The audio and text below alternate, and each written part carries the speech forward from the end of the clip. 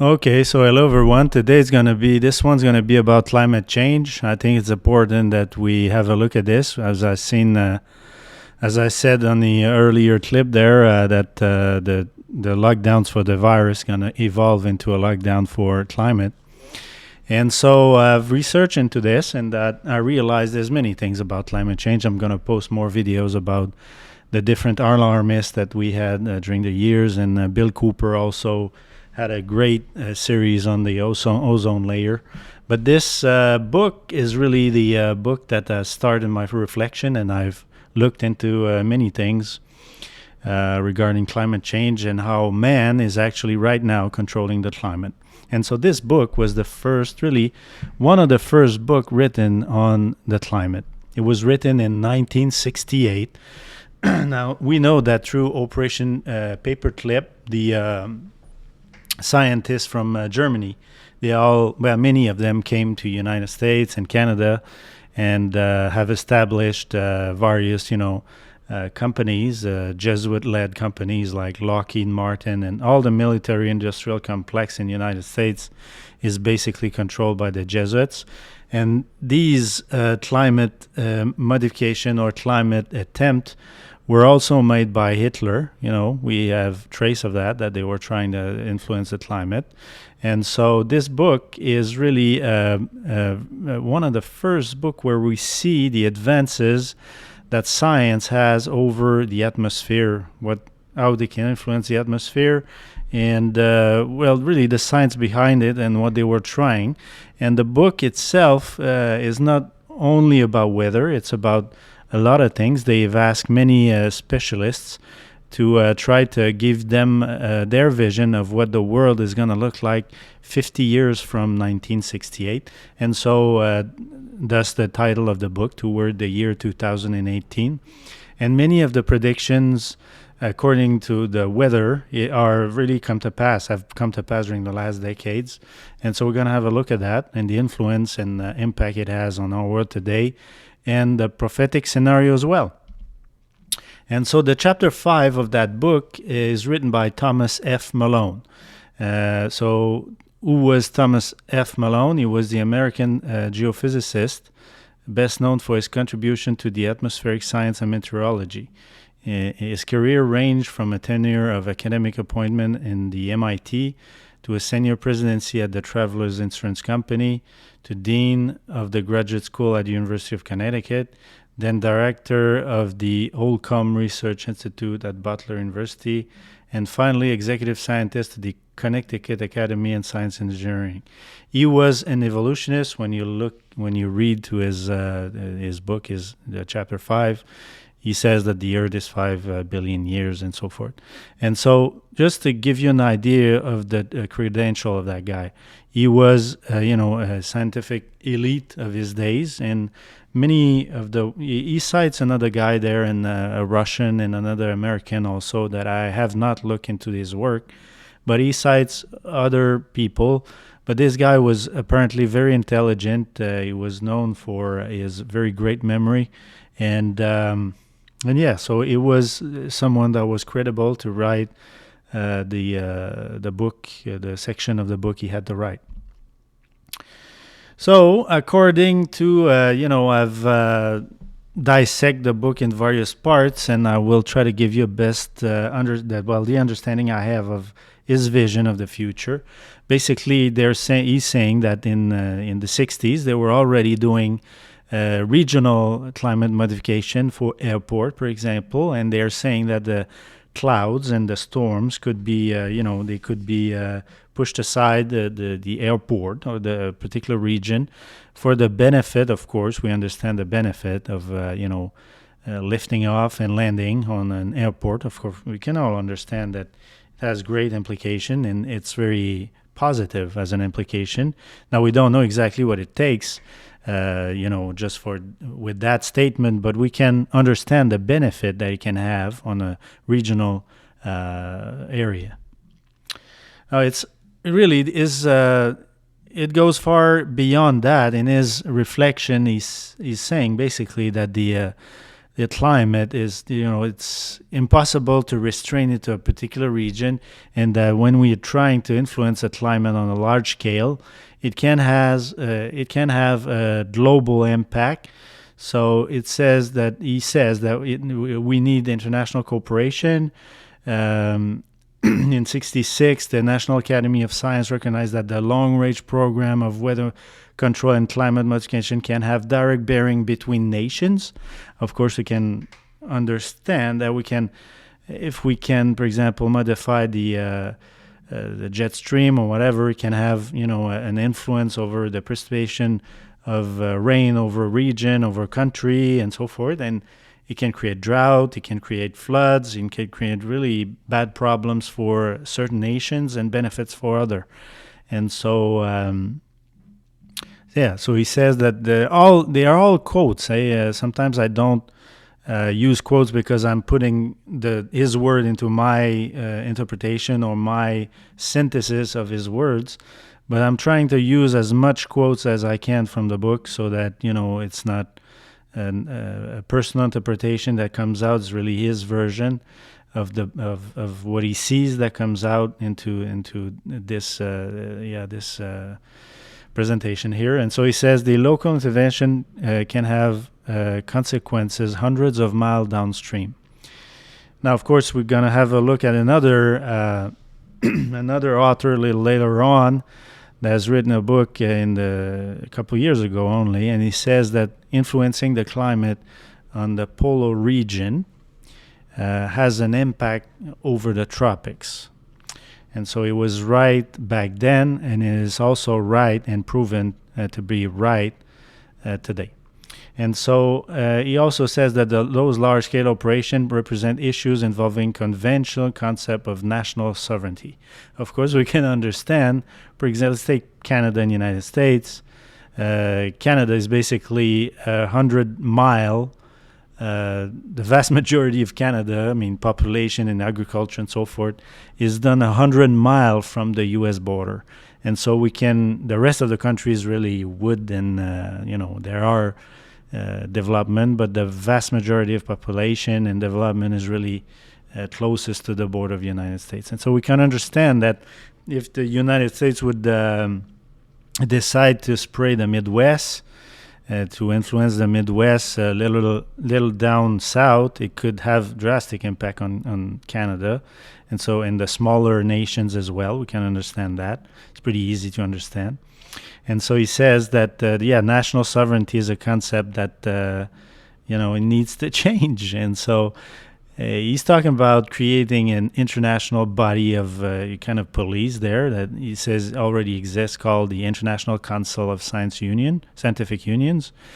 He says that this body could be given a policing power to implement countervailing measures when human activity affect the global environment deleteriously.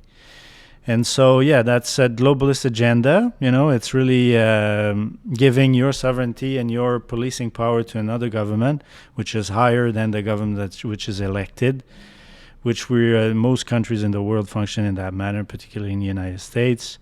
And of course, it's very interesting that he cites in 1967 that the World Meteorological Organization, there was a Russian there named E.K. Fedorov, and he basically supports everything, and he's really going along with the agenda and so forth. When we were right in the middle of the Cold War, where we were supposed to be enemies, and those Russians were the big, ugly monsters that we need to fear and so forth. And so again, the hoax is coming out, 50 years later, over 50 years later.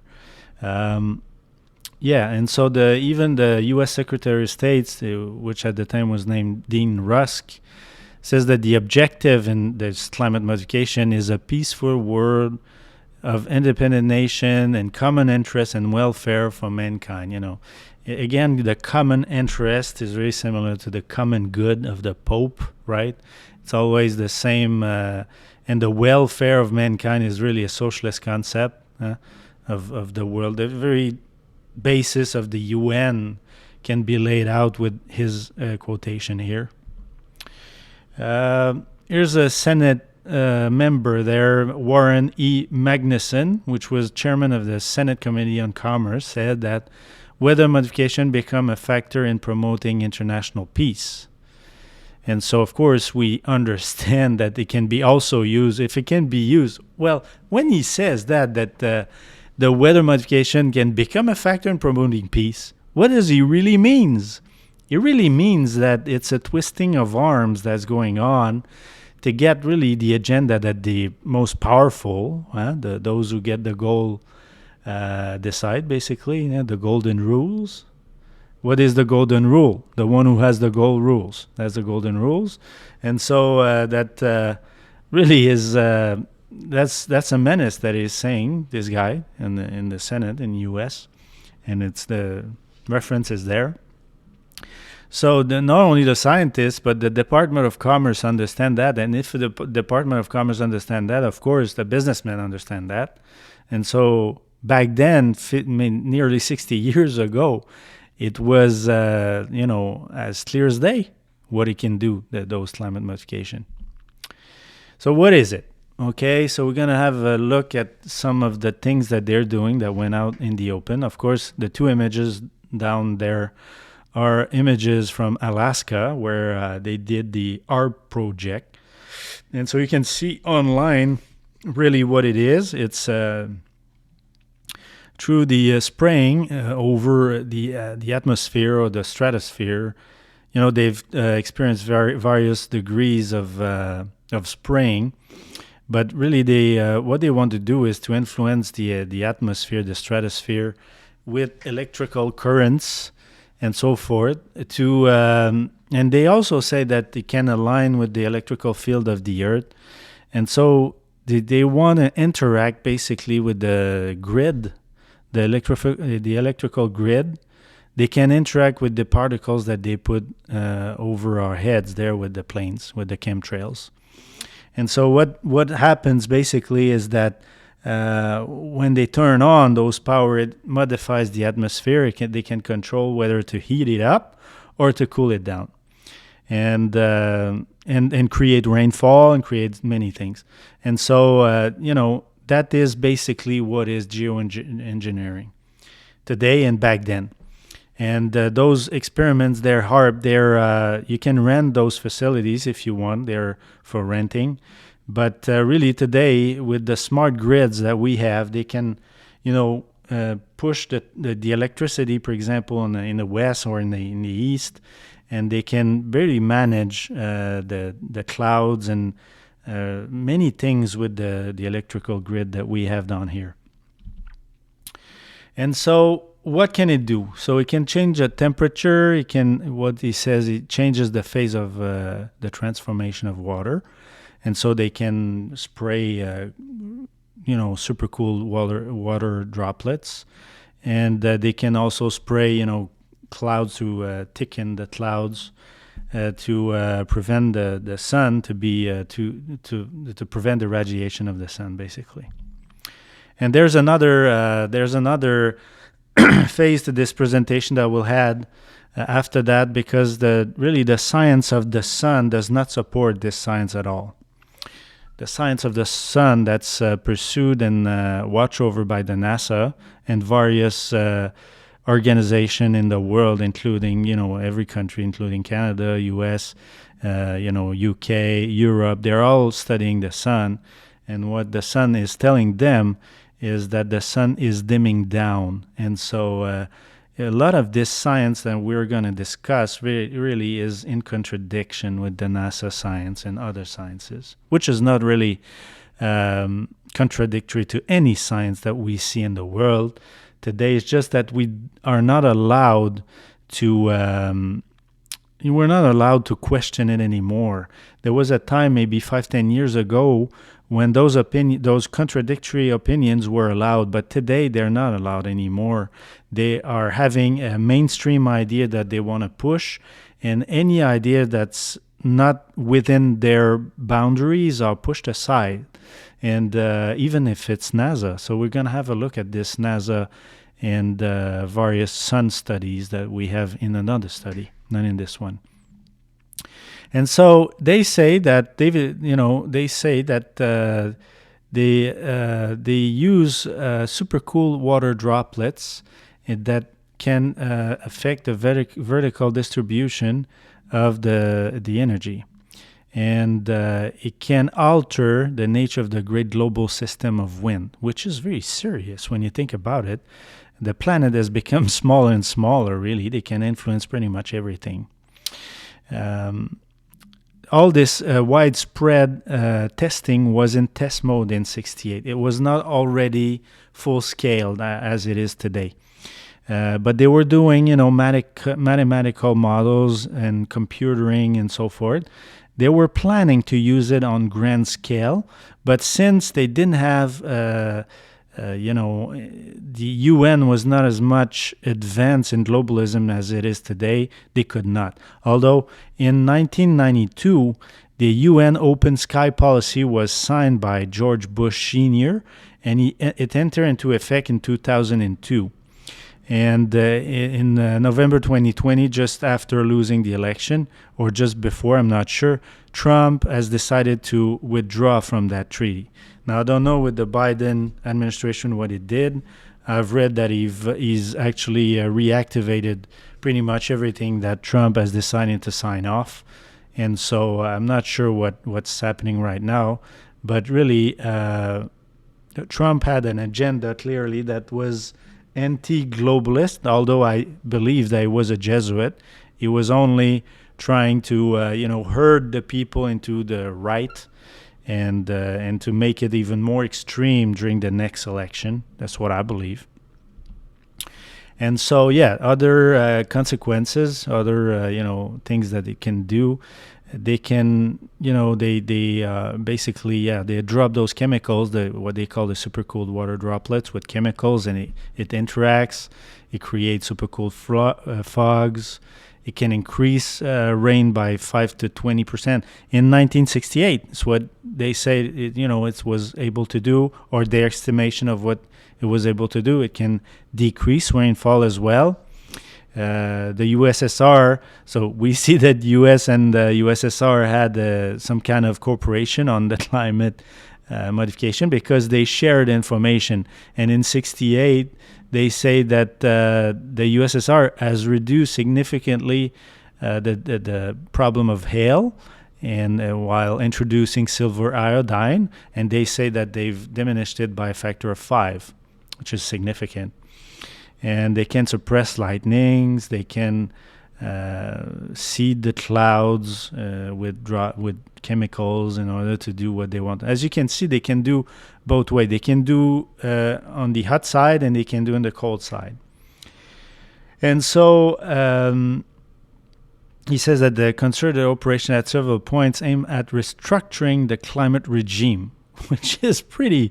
They're playing gods. It's what they're really doing. They're having a mathematical model. If you read the book, he's talking about statistics and all. They were trying to apply many science to this science, and they were really aiming to restructure the climate regimes. And so they were trying to recreate some kind of Atlantis. We know that most of those guys are Freemasons, and the Atlantis is what they were trying to recreate in the U.S. The part of the people that were in that cabal. Of course, there were the Christians that were not at all in that cabal, and the Christian prevails. They prevail, but right now these Christians, they are losing grounds, and those Masons and humanists, they are taking the main steps right now in the world. And so already in '68, the scientists, the businessmen, and the politicians, they recognized that the real potential of weather modification was equal to a nuclear war or nuclear explosion. So if we fast forward to 2013, right, we go to this guy, David Keith, who wrote this book, Case for Climate Engineering. So who is David Keith? David Keith is the Gord McKay Professor of Applied Physics for Harvard University Paulson School of Engineering and Applied Sciences. He's a professor of public policy for Harvard Kennedy School of Harvard University.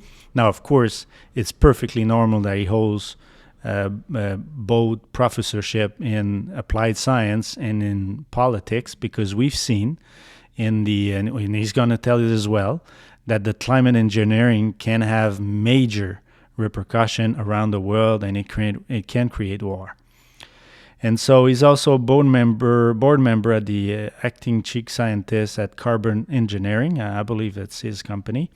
And he is funded by none other than Bill Gates. He says that in his book, It's not a secret at all.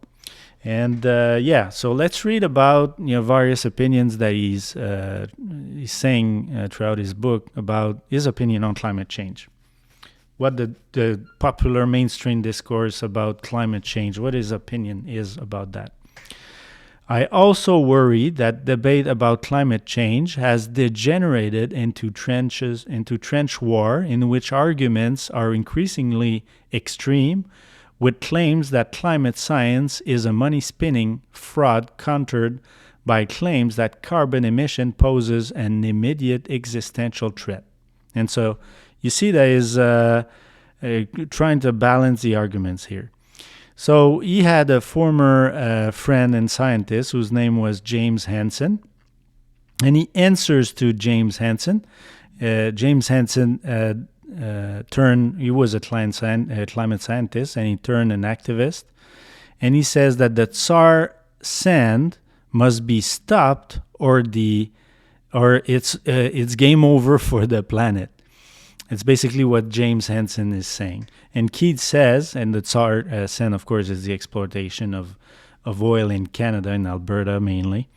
And so Keith is saying, his answer is that I share his opposition to the Tsar sand development, but I see no scientific basis to make such claim of imminent doom.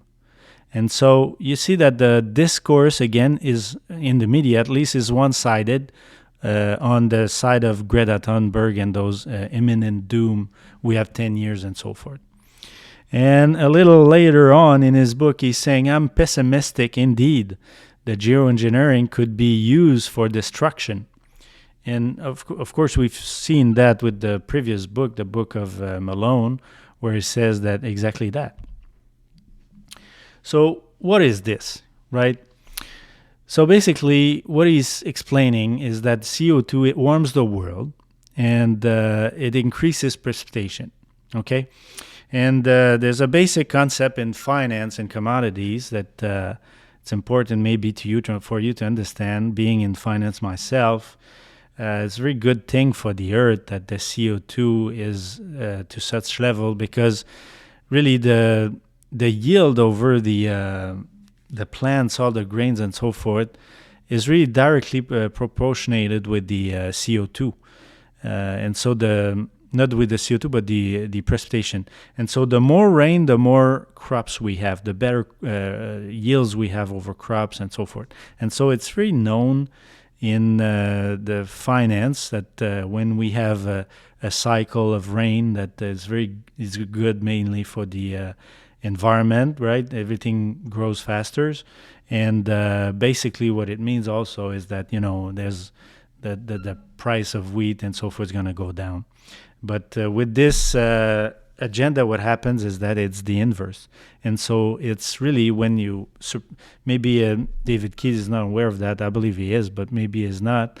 That the effects over inflation will be absolutely terrible. It's going to be disastrous. If what he says comes to pass. And we've seen since the lockdowns that it has been so that the price of all the grain commodities went up. The price of, everything went up. And the US dollar went down. Of course, they are all inversely correlated. And so it has tremendous impact that people maybe they don't see. But the world of finance really relies on those equations to function. Doesn't mean that it cannot be corrected. It can be corrected, particularly when the government intervenes in the markets. But so that's that. And so he says also that the cooling of the planet with sulfuric acid into the upper atmosphere. So that's basically what they're doing. They're putting sulfuric acid into the upper atmosphere, the stratosphere. They're also using sulfur dioxide.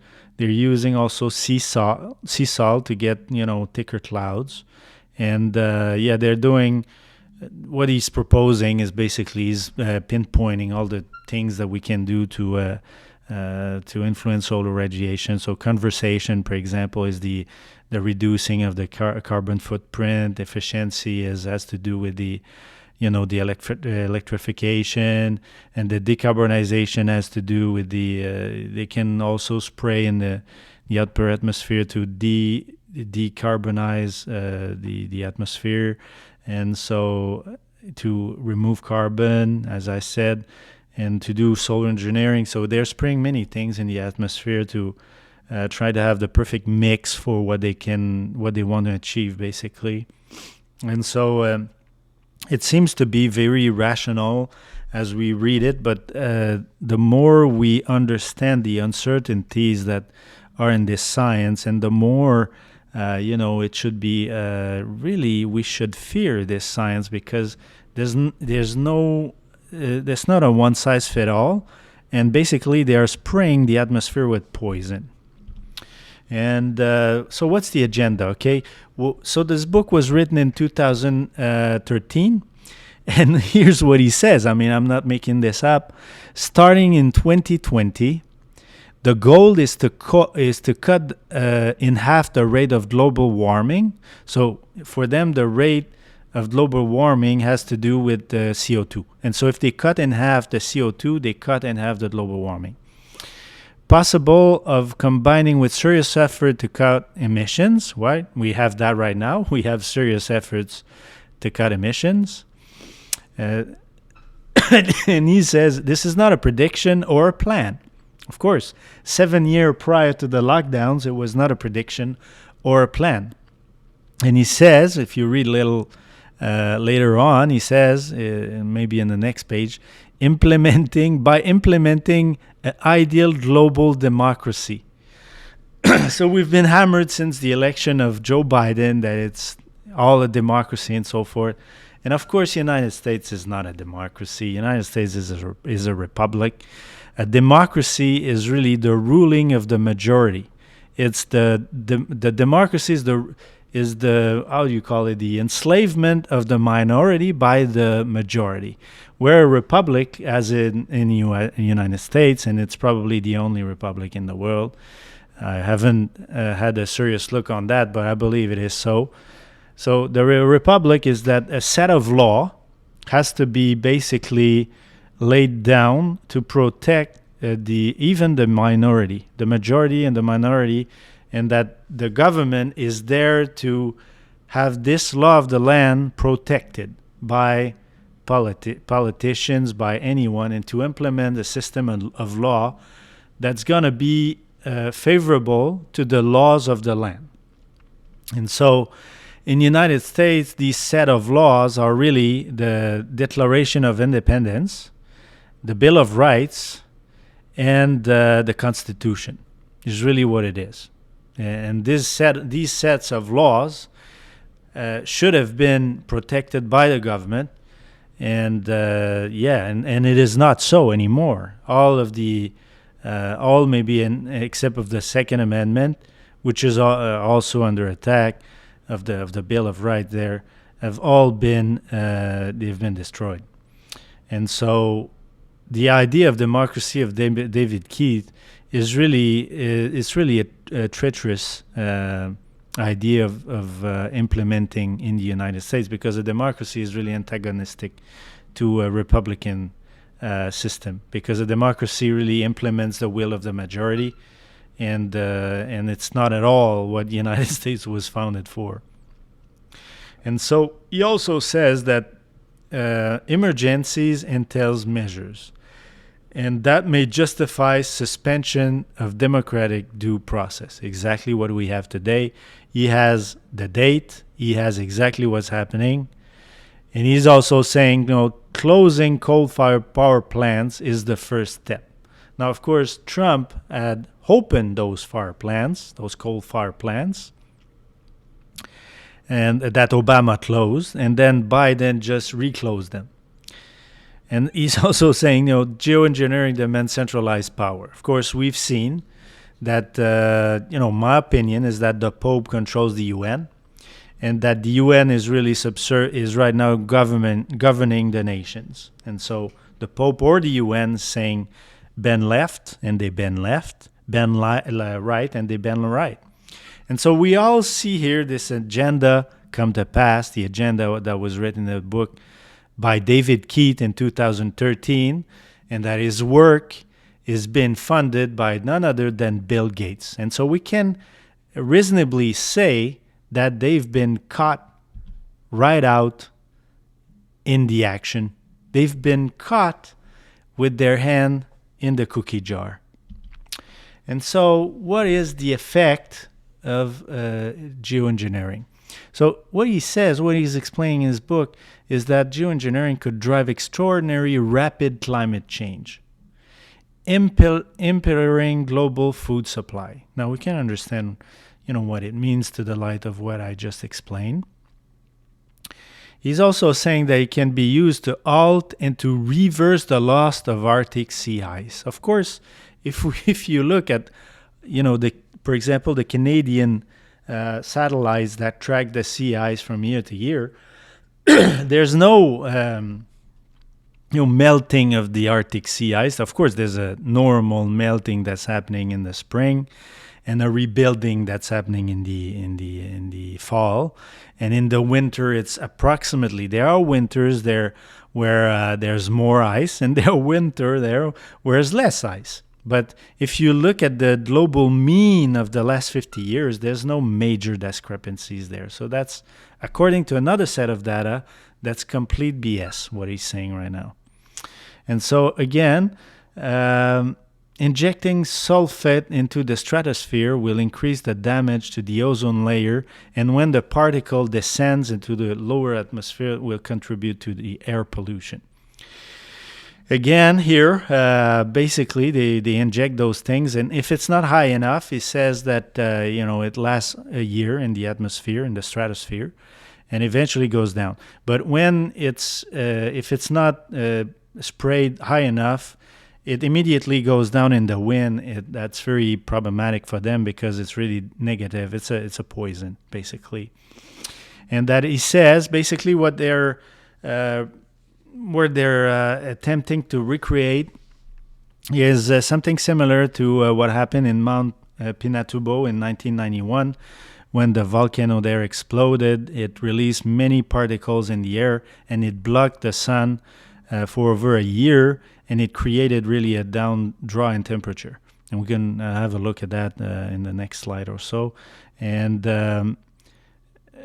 so he says also, if you use enough sulfate to cancel the warming, you decrease the precipitation. So it's, again, that's consequential to what I just said about the precipitation. The precipitation are really are growing in the world, and that's good for our food. And of course, it helps us to have less expensive food and more food in quantity as well. So this is the explosion of this Mount Pinatubo. This is the effects that he had, the explosion that he had on the climate, supposedly. Now, we've seen also a down draw in temperature in 1998, 1999, 2000, and another drawdown in 2007. Now, of course, if you look at that, those two particular last down draw in temperature, you can analyze and do a parallel there with the other science that I'm talking about, the science of the sun. So we're going to have a look at that in another presentation, but basically what it says is that the sun has a 7-year cycle, and that when it cools, it really cools the planet. But here he says that it's really the Mount Pinatubo that created this cooling, which is possible. I'm not sure. I don't know, really. But another science explain a drawdown which is as significant, if not more, right? 0.4, 0.5 degrees. And here it's 0.3, 0.4 degrees maybe. And so even more of this drawdown would be attributed to the sun. Same thing here. And of course, there's again, in finance, you can do a parallel there with the stock market and the value of dollars and so forth. So the value of dollars going high when the temperature is rising, when the precipitation is good, but when the precipitation goes down, then the US dollar needs to go down, and there's inflation around the world. The global commodity complex goes up, and people. It's the reason why the price of the grocery store is going up so rapidly right now. We have, according to this science on the sun, we have just finished the cycle, and now we're ready for an uptick in temperature. So that I'm gonna address that in another one. But it's a very interesting science, and the fact that it's linked to finance so closely makes it really interesting and maybe even more predictable. And I know that many farmers out there, they study that, the science of the sun on the NASA website, to understand when to harvest, how much rain to expect, and what crop to plant, and so forth. And so he says that there's three legitimate issues for this thing, that the opposite, the people who are not agreeing with him. He says that there are three legitimate issues. So for him, the legitimate issues is that the effects are overstated. So for David Keith, the guy that is really probably one of the world's expert on this science, he says that this is legitimate to say that it can be overstated. He also say that depending on what kind of implementation you do, whether it's big or small, regional or global, it can have different outcome, and it is a legitimate issue that you cannot control. If you spray over the United States, cannot control what's going to happen in Mexico, for example, or in the Caribbean, or even in Brazil, right? And because he says that if you spray on the North Pole, the particles, the aerosols there, they go even at the equator, and so that he says that he can modify the entire planet's climate system with the North Pole, with controlling the North Pole. Now, of course, we have in Canada, we had for years supposed war with Russia, right, during the Cold War, and there was a base there, a military base in Alert, where they were controlling the North, basically. And same thing in Russia. They have the military base that control the North.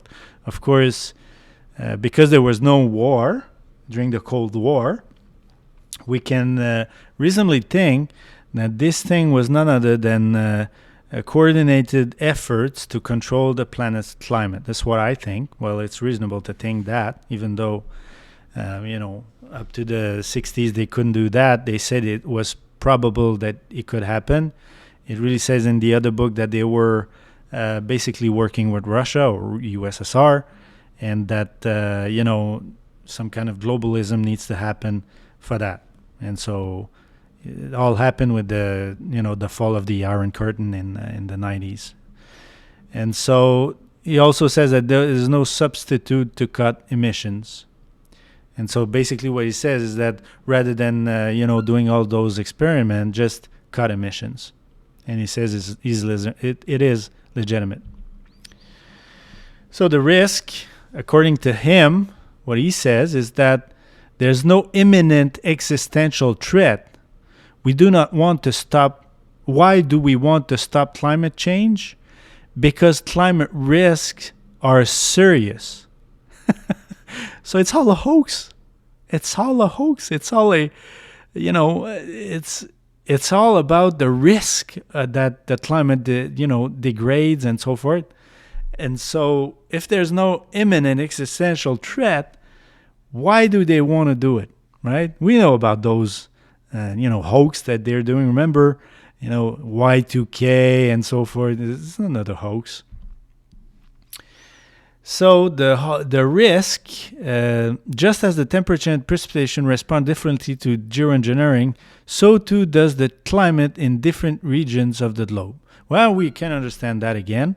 And he cites many times. He cites the Asian monsoon, right, which is basically the rain season there in Asia, which really that the Asians depend for their culture, different cultures that they have there, because they have a way to for agriculture where there's a big chunk of rain that comes down at the start of the season, and that during the season and it's raining heavily, and then it gradually stop. But when you are, for example, trying to do those climate engineering right here, can have an effect up there, and it could create basically big problems with the Chinese, for example. And he says, not I'm saying, indeed, if used recklessly, it could threaten billions with starvation. Now I'm wondering, what his boss would say about this, right? We will have to put a link in the description where we're going to have a look at what Bill Gates says about planet depopulation. And the answer is probably, dear David, this is satisfactory. Now, what's the real risk?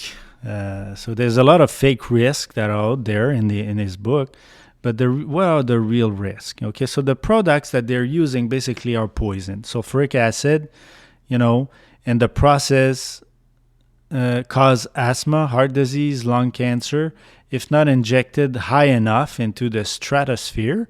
And if you inject it in the troposphere, it's too low, and it's gonna basically go in the wind, and it's gonna dissipate too fast. But when you inject it in the stratosphere, what Keith is saying is that it lasts a year in the stratosphere, and so the effects are more sustainable in that effect. And he says that all those products, they basically are creating ozone loss. Now, again, ozone loss is another hoax. I'm going to put a link, a video, not a link, but a video to one of Bill Cooper's ozone explanation, where he says that the ozone is basically depleting when it's the winter, and is redoing and recreated when the sun is interacting with the ionosphere, and it creates ozone. Basically, he studied this. And, you can choose to believe David Keith, or you can choose to believe, conspiracy theorists such as Bill Cooper.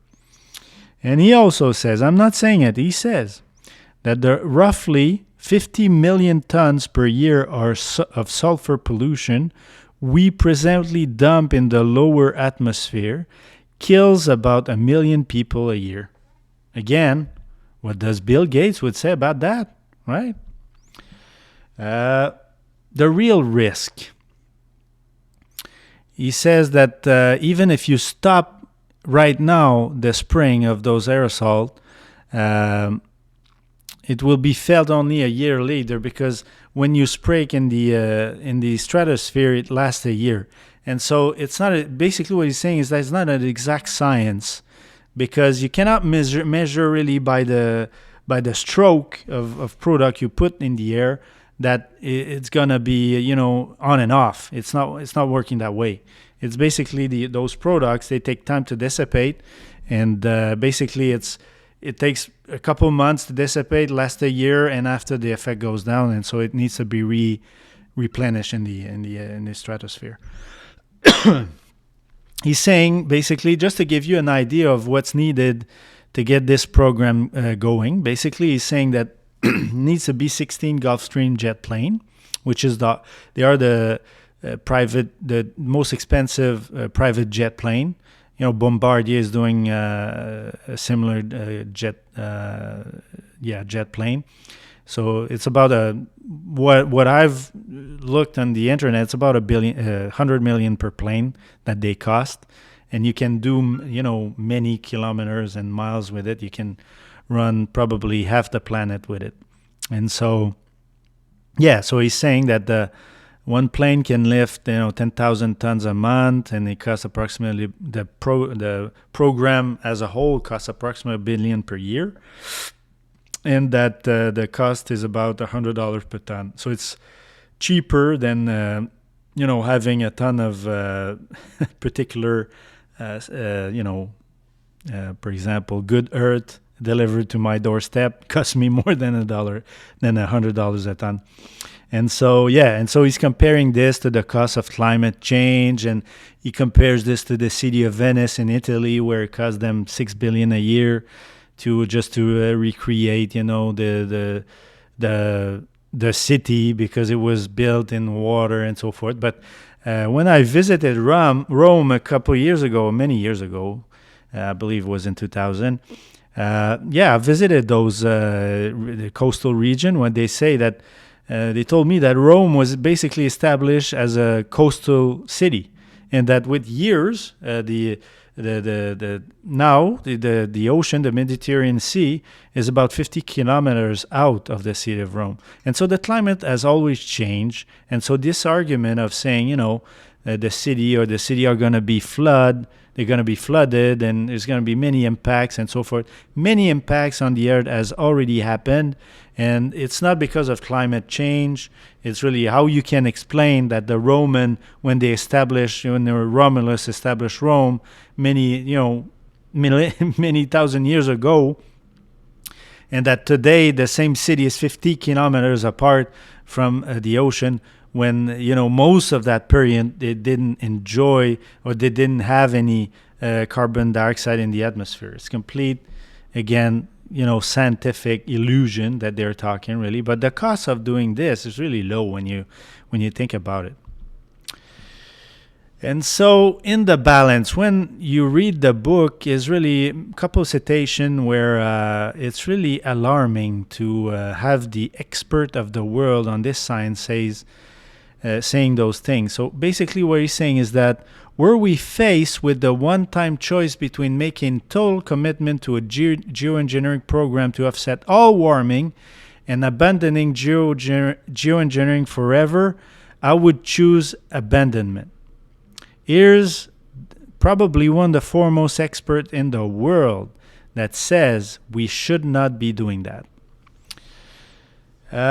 Despite centuries of pumping carbon dioxide into the air, we still do not know precisely how it is changing the climate. So, as I said, it's not like turning on a switch or turning it off. It's really a science that's not exact as that, as he says, right? So, next quote, he says, geoengineering reduces climate risk for the generation that uses it, if it work at all. If it work at all. So he doesn't know, basically. He's clueless. This guy's clueless. They are functioning on a wide range of hypotheses over what the consequences of spraying this aerosol or that aerosol have over the short, medium, and long term, and what the effects are on the sun, on the winds. They're all hypotheses according to him, because he's not sure it's working at all. And he says also, should we start geoengineering at full scale today, then uncertainly would be a convincing argument against it.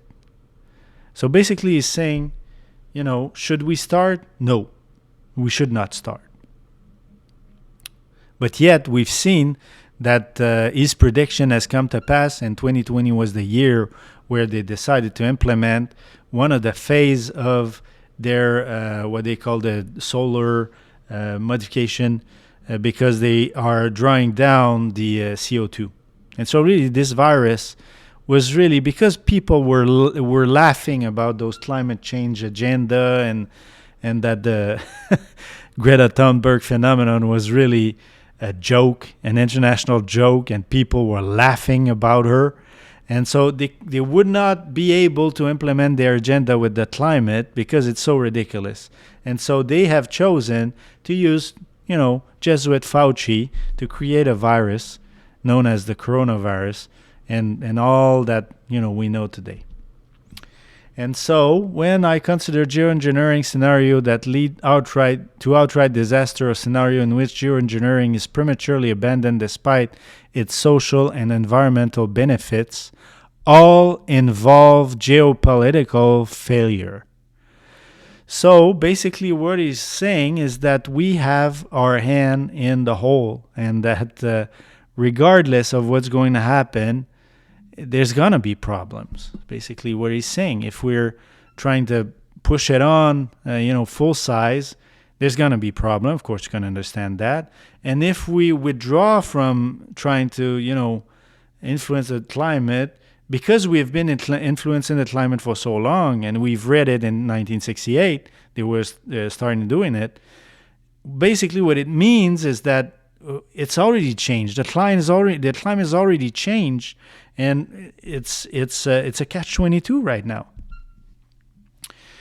So, what other people are saying about it? Right, so there's a guy there that he's describing in this book, Jim Lovelock, which in the 1960s he said that this theory, the Gaia theory hypothesis, has really gained ground. And so basically, what it is that the mainstream, discourse about the planet and how we need to protect it and so forth, and all the discourse of mainstream media and politicians and the SDGs and everything about climate electrification and so forth, it is all about this Gaia hypothesis.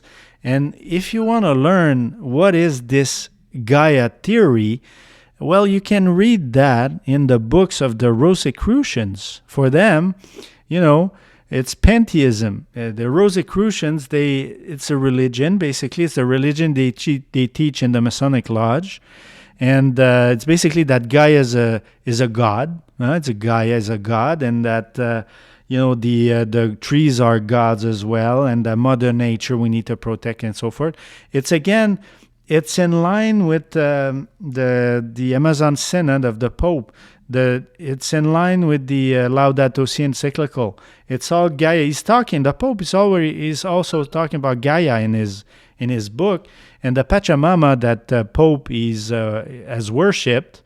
It was really a earth goddess. It's a similar god than Gaia. So it's all intertwined. It's all connecting. But Canadian environmental activist David Suzuki said, this is insane to use climate engineering. And Sir David Attenborough said that these things are equates to fascism. And I perfectly agree. We see what it is right now. We are in the lockdowns, what they call the curfews are nothing else than climate lockdowns. Is nothing to do with a virus. Come on now. And so he's also talking about conspiracy theories.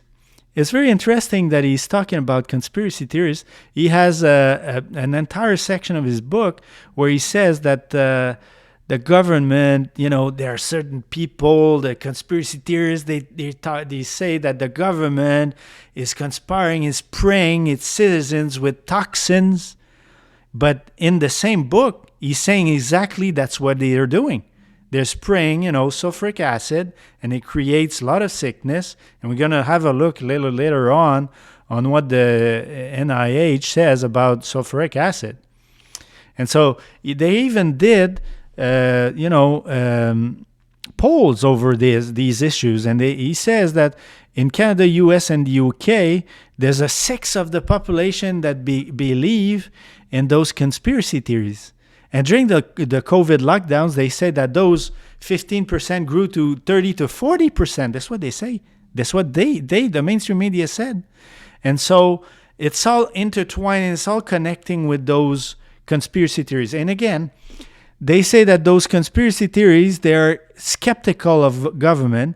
They lean to the right, to small government. They say that they lean to for individual freedom, and that those plans of the elites, they are doing those things to curtail individual freedom. I mean, that is really a joke that we read that it's conspiracy theory. It's conspiracy fact right now, since March 2020. And he also says that the means that they have to extend their power over the populace, basically, that those elites are godless and so forth. It's exactly that. They say they are describing the perfect elitist, the Bill Gates of the world, the Carl Schwab of the world, the Justin Trudeau of the world. You're really describing them. I could not have done a better job than David Keats for that. And so, what does the U.S. NIH on the side there, Medline Plus, said about sulfuric acid? So it defines sulfuric acid as the following. Sulfuric acid is a very strong chemical that is corrosive. Corrosive means it can cause severe burn and tissue damage when it comes into contact with the skin or mucous membranes. And also, you can look it up for yourself. You go on Wikipedia and you type in sulfuric acid. There's a section there on Wikipedia where they're saying that they're spraying the stratosphere with that.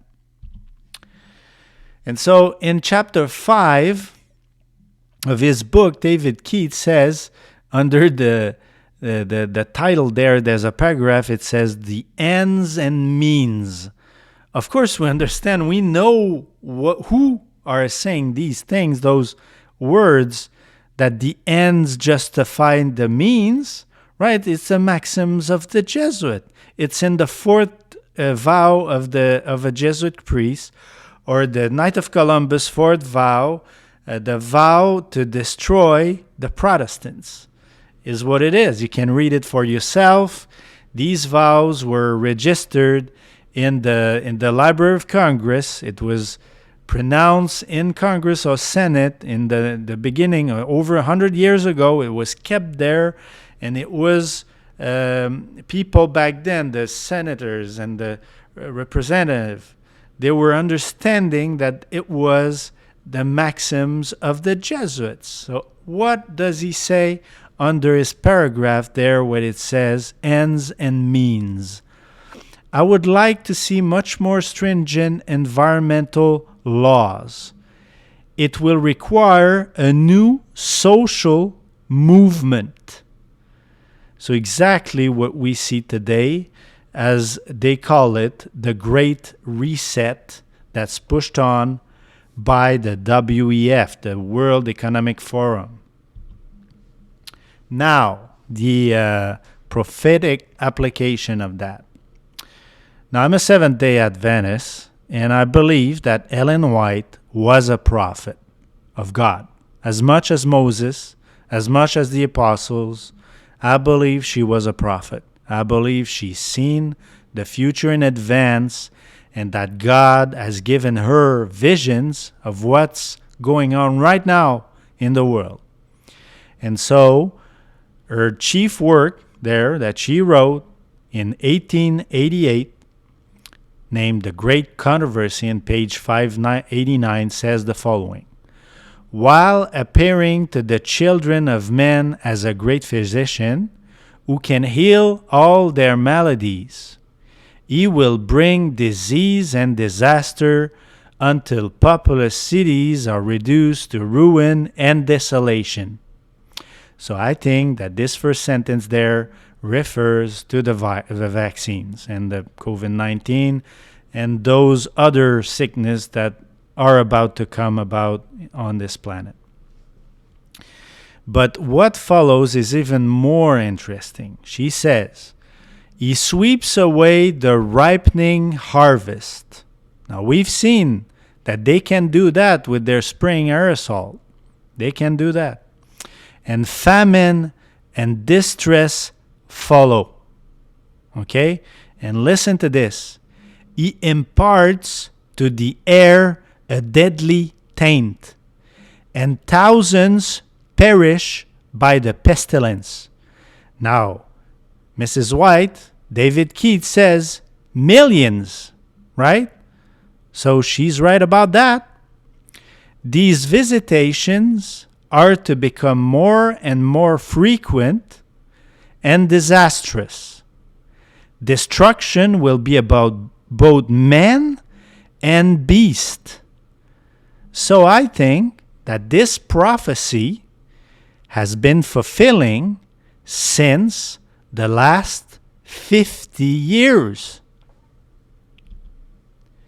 Now, in his book, David Keith says that Einstein, he has a statue outside of the UN. I haven't seen a statue of Einstein outside of the UN, although I've visited the UN. He says that the statue, it says the following.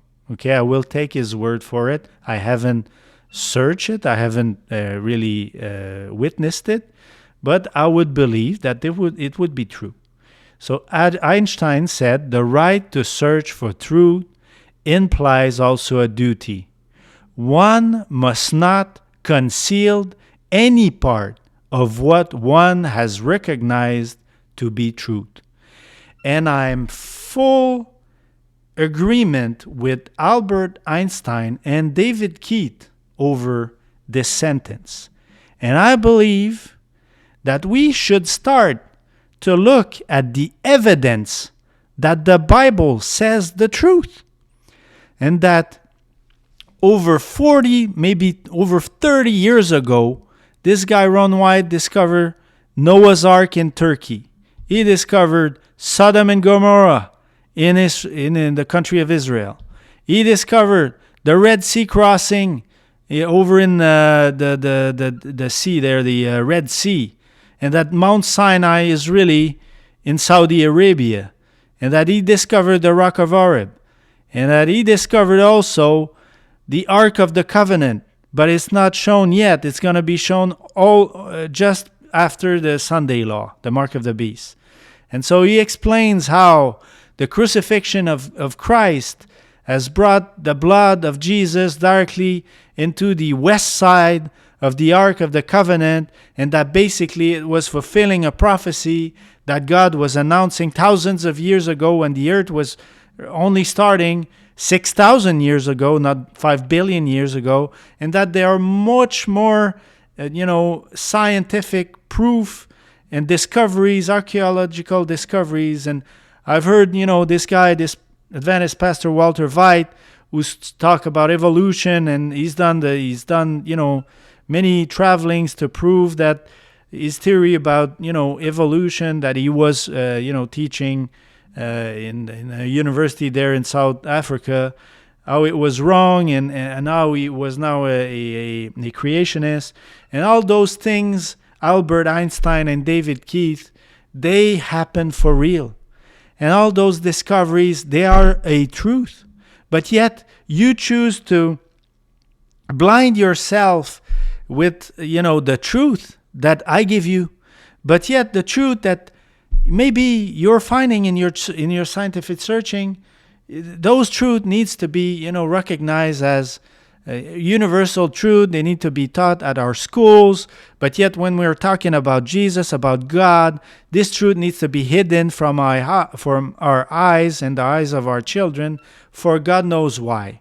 Well, God knows why, and I know why as well. In Elena Blavatsky's work, Secret Doctrine, she's talking about the secret societies are there to destroy Christianity and to imbibe the world with Luciferian doctrine. So I believe it's exactly what's happening. And if we are looking a little further down the road, again, Einstein, he said, the right to search for truth implies also a duty. And exactly, Albert Einstein, I'm perfectly in agreement with you. Jesus said, I am the truth in John 14:6. And so, therefore, you should be looking at the clear, plain evidence that the Bible says the truth, and what happened in the past is really what happened, and that, the earth is 6,000 years, and you guys with your science, what you're doing, you're playing God, and there's a prophet that prophesies exactly what you're doing. It's going to end badly. And so, on that word, I would say to you all, I think it's a good time to reflect on what's happening in the world and to get ready for what's about to continue to happen in this world.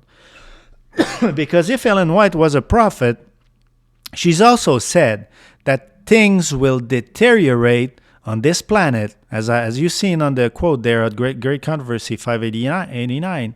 She said that the cities are going to be destroyed.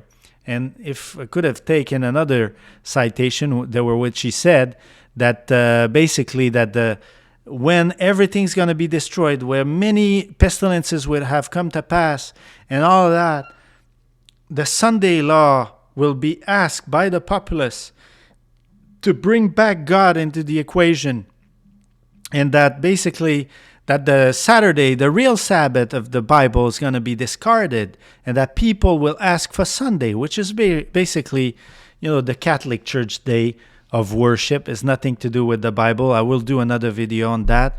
But in regards to what's happening in the world and what the Bible says and what the prophet says, I believe that we need to take those things seriously. The world is about to go in a downward spiral to ruin. And we need to be ready. We need to put away sin. We need to have a serious relationship with God in order to be ready for what's coming in the world. And that those occultists, right? Because there's a flavor of occultism around all that. The Gaia and all those things. And those things, they will evolve according to another presentation I did on, what's her name again? Alice Bailey, that 2025 is their date. And here David Keith says, 2020 is the supposed date of starting all this. And of course, they can be able to bring about a state in the world to make sure that Lucifer will be treated as God on this planet, and that he has his day of worship, Sunday, and that he has his global church, which is basically the Catholic Church, and that, before it happens, we need to be ready. And I pray, God, that you will take this message seriously and that you will research for yourself and maybe buy those books for yourself, to read it for yourself, to see if it's right what I'm saying, and if it really has a religious implication. I believe it does. And that you believe in God, or even if you don't, and that it's for you, it's an eye-opener. I believe it's the day where you have the responsibility to take it seriously and to get right with God. And I pray that this message is only maybe the first step for you to start a journey in a relationship with God that's going to bring you closer to Him. So on that, God bless you. See you next time.